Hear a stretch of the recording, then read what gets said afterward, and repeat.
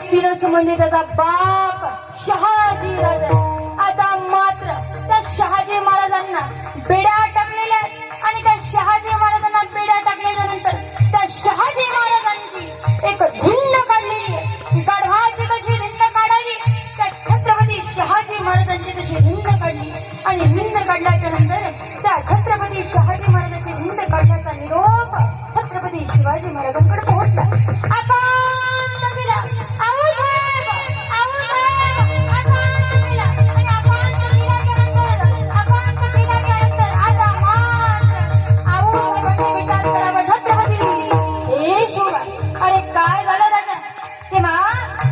आऊसाहेब आकांत झाला.